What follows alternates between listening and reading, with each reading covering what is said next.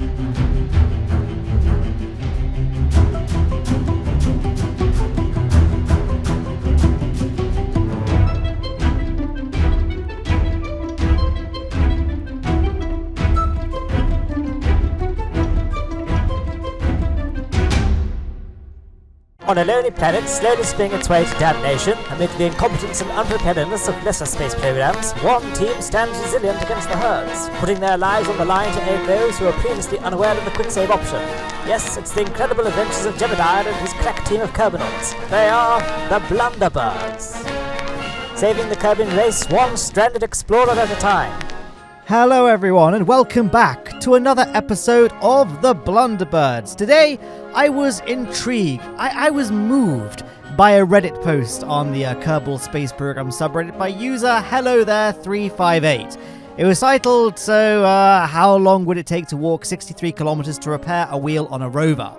But upon opening the post, I realized that it went a little bit deeper than just that. Hello There 358 needed to do a few things to salvage his Juno mission. First of all, his surface base there doesn't have enough power generation to, exist, so he needs to install more solar panels. He also needs to have more deployable science there, and concluded that in fact there were probably too many Kerbals on board the base, so a couple need to come back to Kerbin. And of course, we need to somehow get from the base where the repair kits are all the way out to the stranded rover and repair it. And I just sat there and thought, this sounds like a really fun old concept, right? An actual mission. This is the kind of thing I wish the contracts in career mode would have been, real missions like this. There's a thing in a place and you got to go there and do you know what I mean? So I just thought, I just sat there thinking I would probably do this and this and that and this. And I was like, you know what? This could actually be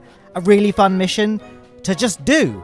And so I've just built the rocket. There it is. Juno Blunderbird. The lower stage. I'm not going to show the construction of the lower stage because it really ain't anything to write home about. So there is our Juno lander there with a little flying rover bolted to the side of it.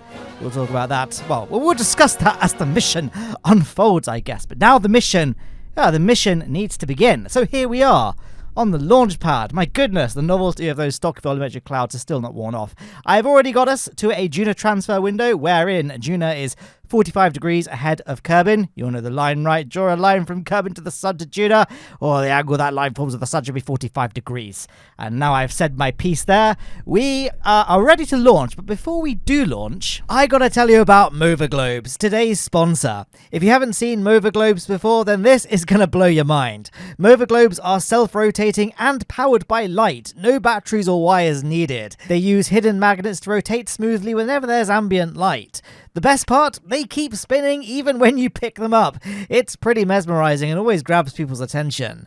With over 40 designs, including world maps, space themes, and famous artworks, there's something for everyone. The Outer Space Collection is especially cool, featuring images from NASA, like planets and constellations.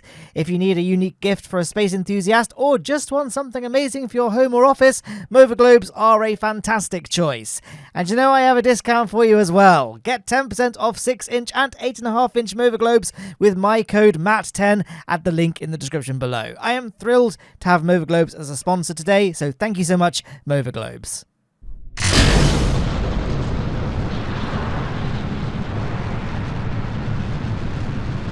And we are off on our grand voyage to Juno. Yeah, I'm doing this as a single launch mission. Well, I don't know why Don't know why I specified that really, because I feel like the vast majority of my missions I do, at least the standalone missions I do, are all single launch. And this is a single launch mission. I guess it's kind of Apollo style as well.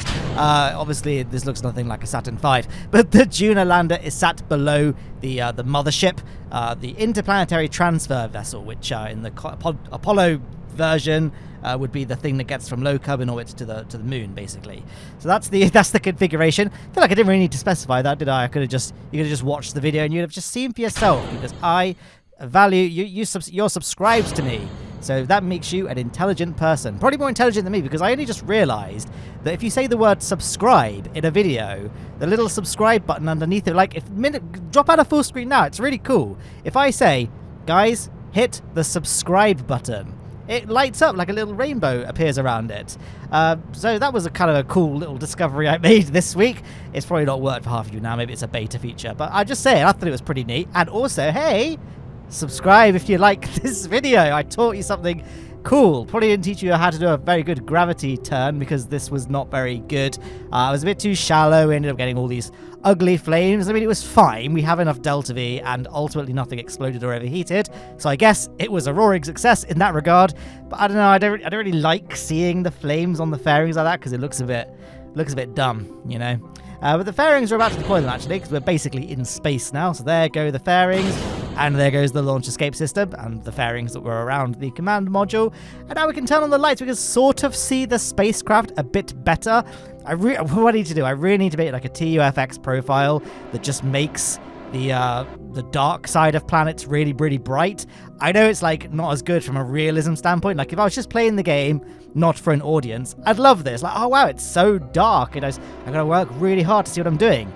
Doesn't really translate that well, I don't think, into good video content, because, you know, video being a visual medium, you see the problem, right? You can't see anything. So I need to sort out a custom TUFX profile, or do something to the ambient light boost in the game settings. I really need to sit down and just sort this all out, really, don't I? But yeah, I guess while we can't see the rocket, I could just talk about it. So powering our interplanetary transfer stage is going to get us from low Kerbin orbit all the way to low Juno orbit. No aerobraking required, of course, because as we know, aerobraking is for noobs. It's also going to get us back from low Juno orbit back to Kerbin, and you know, we can re-enter. And that's that. I went with the Wolfhound engine because I just kind of have fallen out of love with the nuclear engine, I think. I get so bored because it got so low thrust and like burns just take ages. I just make the ships a little bit bigger and have a bit more fuel, so we can use slightly more powerful engines, get things, you know, running a bit quicker. And there is that beautiful engine firing there. Looks really nice thanks to the waterfall mod. Makes the engine plumes look that way. And I guess TUFX is helping out a little bit. I've got Black Rack's deferred rendering setting there, and yeah, now I can set Juno as our target.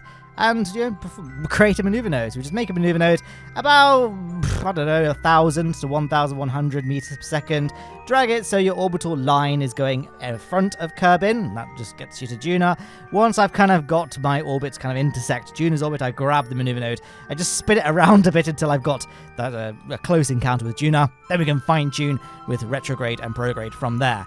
We're not getting a perfect equatorial flyby. We will need to do a mid-course correction burn, but we'll cross that bridge as we get there. And there is our escape burn commencing there. See, another advantage of having a higher thrust-to-weight ratio engine is we only need to do one burn to escape. With a really low-thrust vehicle like we've got, if we just had a couple of nuclear engines, we probably need to do 2 or even 3 burns separately in order to get to Juno. With a nice powerful engine, we only need to do the 1. I suppose Juno is a pretty close destination, to be fair. It is only about 1 kilometer per second of delta V required, you know, well, a change in velocity required. So I guess we could have used nuclear engines, but I don't know, I like the Wolfhound engine. I guess, you know, I said earlier this is kind of like an Apollo-style mission. Well, the Wolfhound engine is meant to represent the, I was about to say the Wolfhound engine for the Apollo. The Apollo Command Service Modules engine, which I've forgotten the name of, and someone is going to now comment below telling me the name of it. It's meant to be from that engine. It's from the Making History DLC, which obviously came with a bunch of Saturn V parts, as well as parts for things like the Soyuz. Anyway, as we got a bit sidetracked there, we have now created our mid-course correction burn. So now it's just going to be a case of time warping there and executing said burn.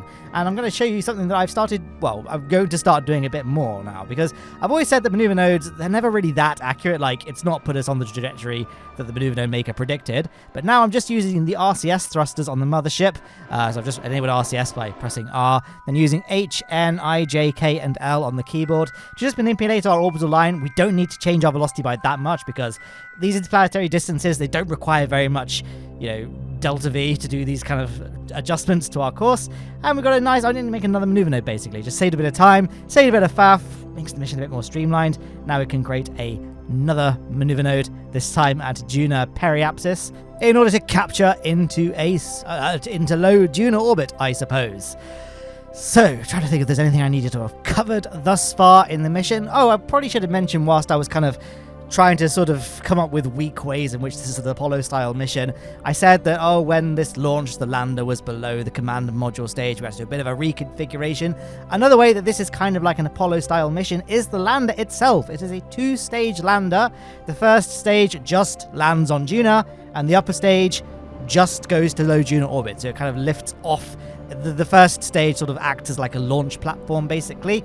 So that's the design of the rocket. It's not got that much delta V in the first stage, because we could use parachutes on Juno, of course. But if we were just doing parachutes with a tiny little bit of engine assistance, well, then it does seem to have an excessive amount of delta V. And that's because with parachute landing, things like that, it's quite hard to get it exactly accurate. And of course, because we're going for like well, I guess it's not technically a full-on rescue, right? We're just sort of helping to upgrade a base and bring a couple of Kerbals back. But we still need to land at a precise location, is the point I'm making. And so I figured we'll just land somewhere close to the surface base, and then we can use the remaining delta V and use that aerospike engine to just sort of hop across the surface, I don't know, SpaceX SN5 style, to get to the surface base. And let me tell you, it was harder than it should have been, actually. I won't spoil it, but I thought it was pretty amusing. So here we are doing our initial retrograde burn. There's then going to be a stealth quick load, because basically I thought this looks like it might put me on a good trajectory. I then did the descent and I massively overshot the base. So I think this is the stealth quick load here. We're going to do another little retrograde burn, and that's going to be our main entry profile into Juno's atmosphere. So here we go. We can probably speed the footage up a little bit, right? It's very slow. Now, as you can see, I've only got the one Kerbal, Matt Kerbin. I decided to make myself, because I've got a massive ego, I guess, what's just the guys' usernames? Hello there, 358. Forgot that for a second. The save file, so I thought I'd make a Matt Kerbin. And also, there were no 5-star Kerbals available in the Kerbal roster, and I wanted a high-level Kerbal. Because I don't play career mode, and so I don't know what the levels are, like how many stars you need to do X, Y, Z. And I needed to do things like be able to repack parachutes and stuff like that. And I know a 0-star Kerbal can't do that. So I thought, you know what? He's spent some of his credits to bring me on as a consultant, and we just have high rank Kerbals as part of our little Blunderbirds help service package. So I'm not counting it as cheating, okay? So here we are, touching down on the Juno surface. As you can see, we're not next to the base. But now we could do the second part of my plan. I thought it'd be very, very brave and not repack any parachutes and just wing it, and we can just use the engine from here on out. So we can just about, I don't know if you can see, it's not great contrast.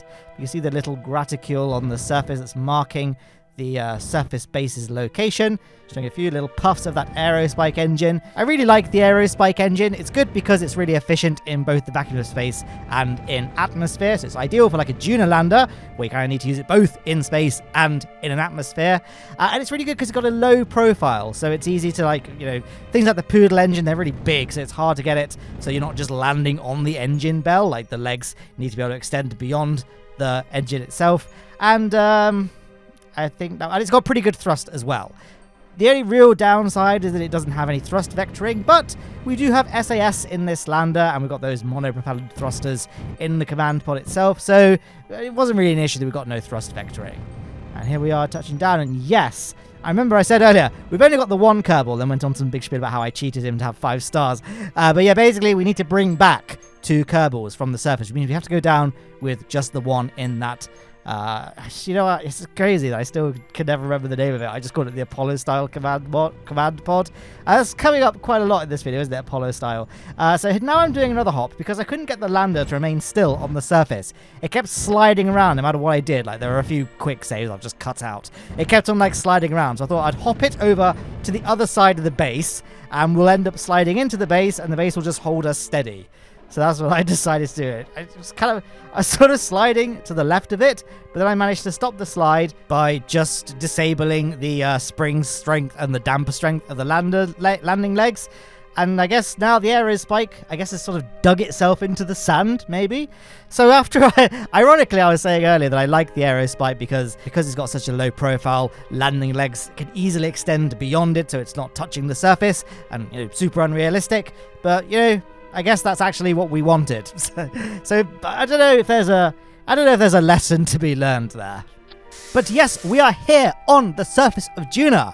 So let us think back to our laundry list of things we need to do to help Hello There 358 out. So one of the things he mentioned was that the station does not have enough power generation. So we've brought some little girders here. Matt Kerbin is an engineer, so you can do this IVA construction thing. We're going to stick a couple of girders at the top of the surface base, to which we will add two kind of like those circular Orion-style solar panels. Does Orion even have that? Was that just an artist? Right, I've forgotten now. I'm just gonna Google it. Yeah, it's a long old video, isn't it? Orion spacecraft solar panel. I can't remember if the round solar panels were just a concept. No, yeah, they were changed. Or maybe I'm just misremembering. I know that. Oh no, I found a thumbnail. So it definitely did these at some point. So there we are. Yes, but it gets a bit like the NASA Mars Insight lander, the one, you know, recently we discovered water thanks to discoveries made by Insight. I'm pretty sure these solar panels are modeled exactly after those. And that's a Mars lander. This is a Juno lander. So, you know, I'm just going to go with that, and I don't even know why I called them the Orion solar panels. Maybe I should just edit all that out. Nah, I can't be bothered. Now, I did realize that Hello There 358's existing, like the one extendable solar panel that's on here, it's kind of weird. It's sort of clipped through the cupola module on top of the surface base. So I figured that, like, we could probably do something better with this. So I briefly considered welding it to the girder, but then I saw the result, and I decided to not do that because I didn't want to get demonetized. So I decided to attach it to the side of the cupola module like it already was, but have it so it's not clipped through it. So we've got a bit more kind of surface area exposed to sunlight. So that's kind of one of the things we've now done. So Hello There 358's base now has better power generation. He also wanted it to have more deployable science, basically. So that's what we're gonna do. I have brought I brought all of the deployable science. I've not got the, oh gosh, is it the ionographer? It's an ion something experiment, because I believe, I could be wrong, but if memory serves me correctly, that only works on bodies without an atmosphere, basically. So it would be useless on the surface of Juno. So we've got the weather experiment, the little mystery goo observer thing. There's a seismometer somewhere just by the lander. And I think there's the experiment control station. I think that's it. I'm not too great with the names of all the deployable science. And there we are. That is the second of the things we need to do on the surface of Juno. I did see that these like lamps had fallen over, so I tried to stand them up, and quickly remembered why I never ever bring the tall lamps, because they just seem to be impossible to stand up. It's really like, I can't understand why they couldn't have just had like the ground anchor thing. Like, there is a ground anchor piece in this game, so we have the technology to have pieces anchor themselves to the surface. So I guess it would have been nice if that could have been applied to these lights, but whatever. We've of course got to plant our Lowne aerospace flag, because I actually deleted my Blunderbirds flag file and I keep forgetting to make a new one. So it's the Lowne aerospace flag now. And now Matt Kerbin is not going to reboard the vessel. Instead, we need to do the other thing, which is go to that stranded rover, all those 63 kilometers away, to repair its wheel. Oh, I guess I was getting back on the lander. Not sure why I did that. Well, anyway, but at some point we're going to go to the stranded rover to repair its wheel. I literally, guys, I edited this video. Like, I basically put all the footage on my editing timeline, speed all the boring bits up, and like get the pacing all nice, and then I just narrate over it. I literally just did that, so I don't know how I've already forgotten the order in which I laid these clips. But whatever. And Oh, where is Matt Kerbin? I did. That was kind of weird editing glitch. I must have. Whatever. It's fine. That's all fine. We're gonna get. So now we're back where we started. We've got 2 Kerbals from the surface base are now on board the lander because that was one of the things we needed to do. Get 2 Kerbals off the base, bring them back home. Now Matt Kerbin is hopefully this time not going to board the lander. Instead, we're going to sort of EVA hop over it and come to a rest on that little side-mounted rocket. It's a little rocket plane. It's going to fly us from this landed position all the way to the rover. We have some repair kits on board. We can land by the rover, repair the rover, and then fly back to the lander. So that was my little plan. I really love this thing. It's so cool. But I did make a mistake with it. So first I want to show you this. This is kind of like, I'm now going to show you take 1 of my attempt at repairing the rover. First of all, like, it is so cute. I love it with that little aerial on the back as well. The aerial broke due to aerodynamic forces, so we're going to have to not deploy that for the second flight. I then used my repair kit that I brought, and I realized I'd accidentally brought the EVA science kits instead of repair kits. And I was like, oh no, what am I going to do? So I reloaded a quick save, and luckily, this was a collaborative effort, I guess. Hello there, 358 had 4 repair kits on board the surface base, which meant I could do a quick swap out, so I could take the EVA science out of the little rocket plane's cargo bay, change it out for 2 repair kits. We only need 1 repair kit, but I thought I'd leave a spare one on board the rover in case a wheel breaks again. And it was all salvaged. Literally, I was so annoyed. I was like, oh my god, what am I going to do? I'm going to have to send another mission to Judah carrying just some repair kits. Very, very annoying. But, you know, it was all fine in the end. So the student, hello there, the student has become the master, maybe. I don't know. It feels arrogant to describe myself as a master, but whatever. Here we are now, doing our little flight across the surface of Judah. This is like, I feel like I'm doing like I'm playing a proper video game, right? Like, okay, that sounds like I don't consider Kerbal Space Program a video game. And I guess for me, it's like a job, right? So it's hard for me to now consider it like a video game. But you know what I mean? There's like, you've got to do missions, there's quests, you've got to hop from one place to the other, perform like quest thingies, and then go back. It's like, do you know what I mean? It's a proper mission. It would have been nice, you know, KSP 2 had so much potential in its science mode, but the science mode quests were really just go to place.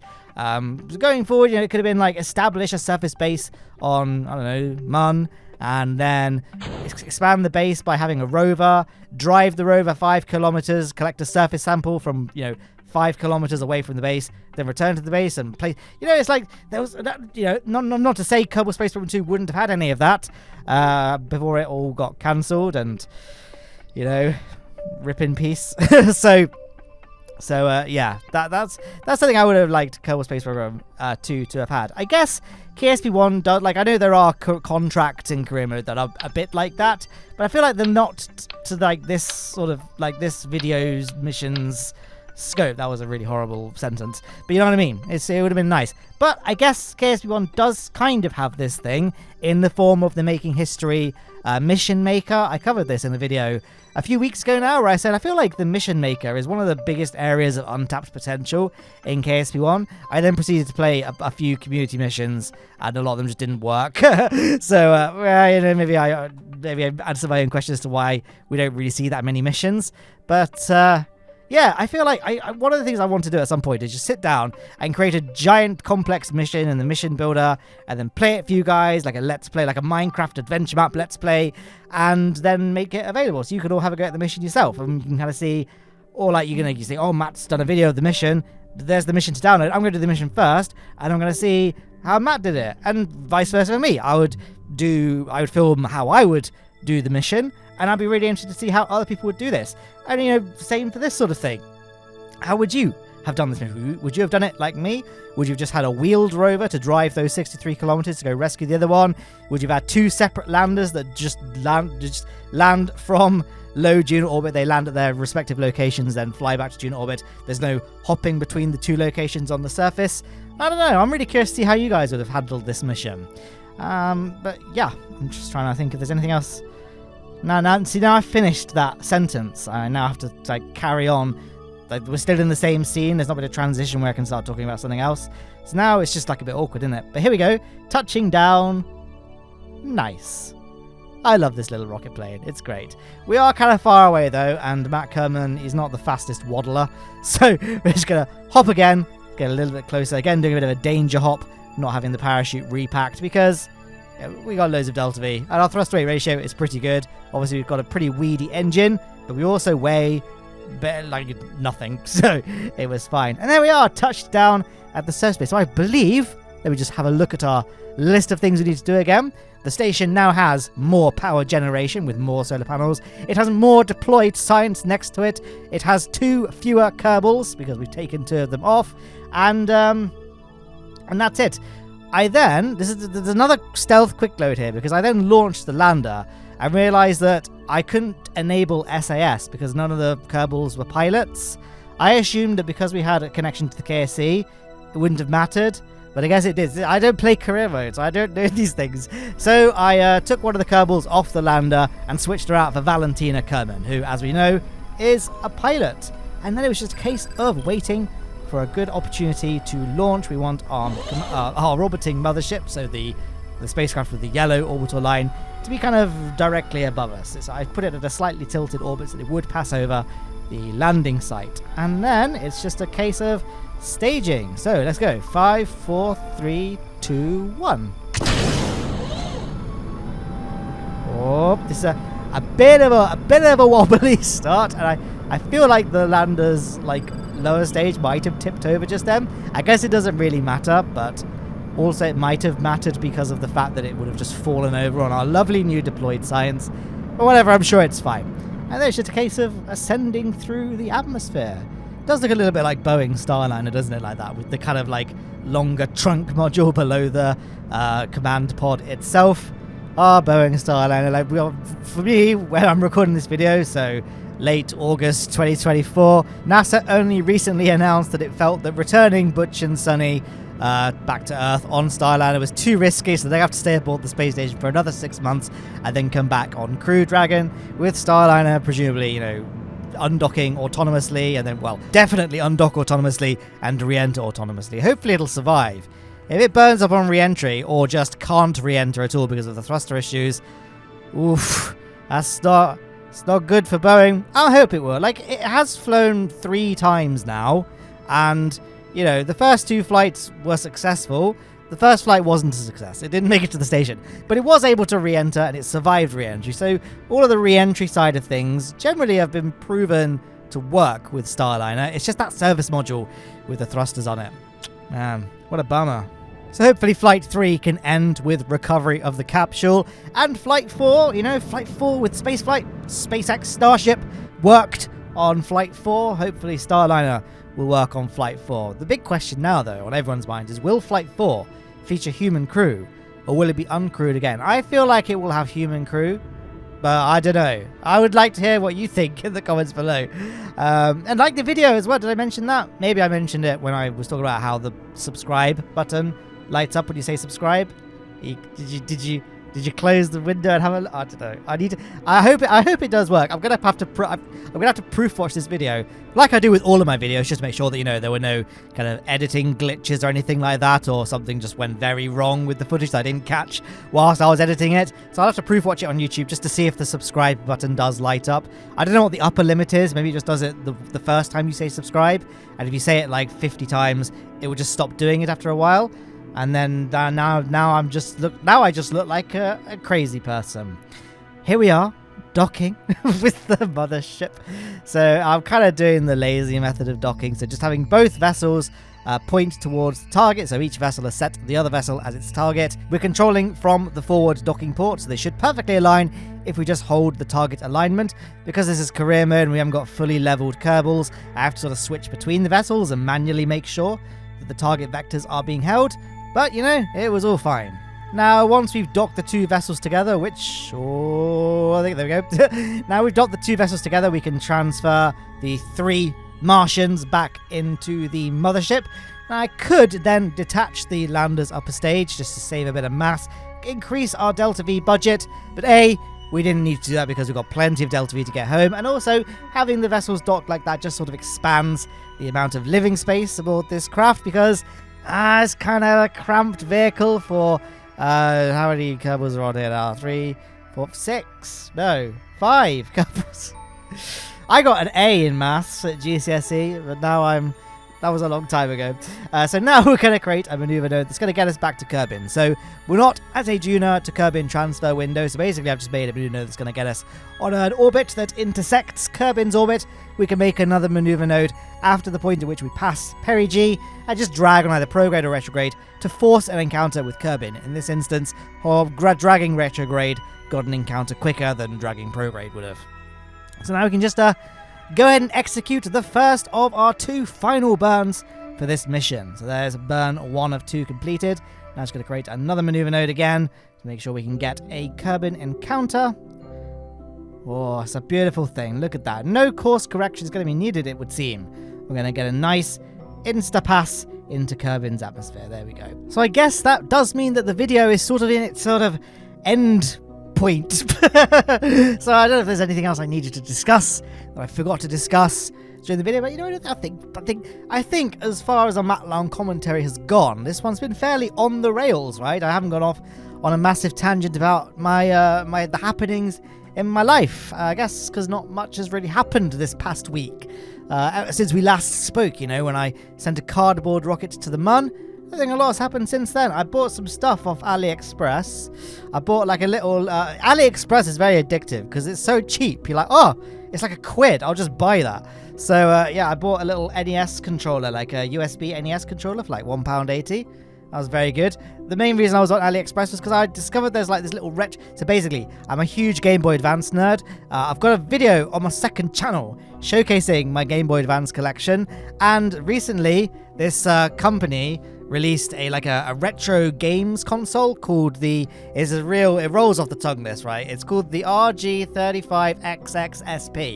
It's basically a Game Boy Advance SP clone, but it can play like every retro great, and loads of retro games, like up to like the N64 and PS1.